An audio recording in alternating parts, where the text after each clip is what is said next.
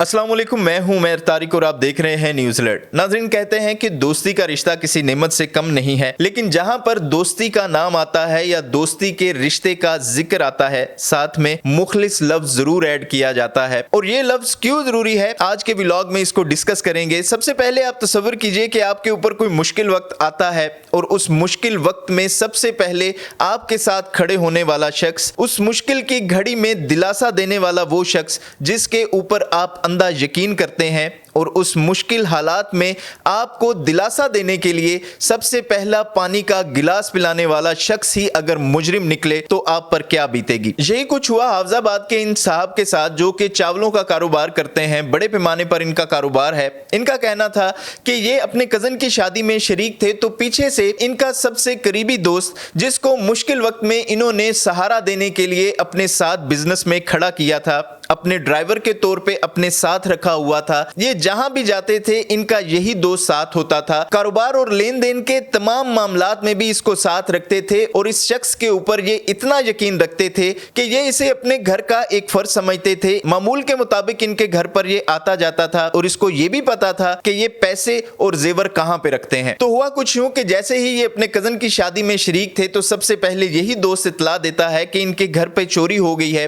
बाद में जब मालियत का अंदाजा लगाया जाता है तो तलाई जेवरात और रकम मिलाकर तकरीबन 85 लाख रुपया बनता था जो कि इनके घर से चोरी हो चुका था। इन्हें यकीन नहीं आ रहा था कि घर में इतनी सिक्योरिटी होने के बावजूद भी घर पे चोरी कैसे हो गई। जब पुलिस तक मामला पहुंचता है तो जाहिर है कि अगर किसी के घर में चोरी होगी तो पुलिस सबसे पहले घर के अफराद से इंटरोगेशन करती है, घर के मुलाजमीन, घर के सिक्योरिटी गार्ड्स और जिन लोगों का घर पे मामूल के मुताबिक आना जाना होता है उनका डाटा चेक किया जाता है। तो इन साहब का यह कहना है कि जैसे ही पुलिस ने इनसे तमाम अफराद का डाटा मांगा तो इन्होंने पुलिस को यह फराहम कर दिया। दूसरे ही दिन पुलिस ने इन्हें यह कहा कि आपका ये जो दोस्त ड्राइवर है, चोर ये है, इसी ने चोरी की है। लेकिन इन साहब का कहना है कि वो अपने दोस्त के ऊपर इतना यकीन रखते थे और पुलिस ने जब भी इनसे यह कहा कि आपका ये दोस्त चोर है तो इन्होंने मना कर दिया। ना सिर्फ इन्होंने मना किया बल्कि इनके तमाम फैमिली मेंबरान भी यही समझते थे कि ये शख्स चोर नहीं हो सकता। लेकिन जैसे ही पुलिस की इंटेरोगेशन आगे बढ़ी,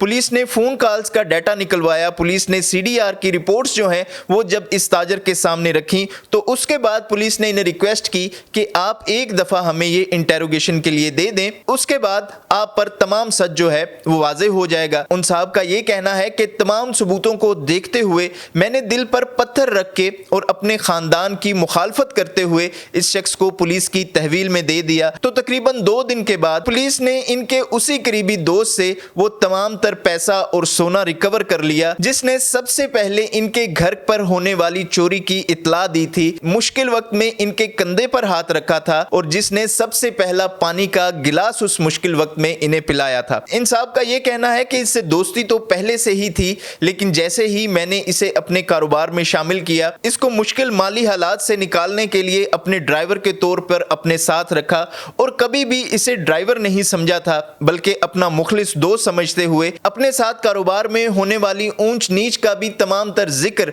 इस शख्स से किया करता था। और ट्रस्ट का लेवल ये था कि अगर किसी से पैसे लेने हैं या देने हैं तो अपनी मसरूफियात की बिना पर ये इस अपने दोस्त को भेज दिया करते थे और वो इनके बिहाफ पर लोगों से पैसे का लेन देन किया करता था। जब ये तमाम तर हकीकत इन साहब के सामने खुलकर आई तो इनका ये कहना था कि हर वो दोस्त जो आपके साथ मुश्किल में खड़ा होता हुआ नजर आ रहा है वो कभी भी आपका दोस्त नहीं हो सकता और खास तौर पर कारोबारी मामलात में किसी भी शख्स को इस तरह से शरीक नहीं करना चाहिए और किसी पर भी अंधा एतमाद नहीं करना चाहिए। आप इस हवाले से क्या राय रखते हैं हमें कमेंट बॉक्स में जरूर बताइएगा। देखते रहिएगा न्यूज़ अलर्ट।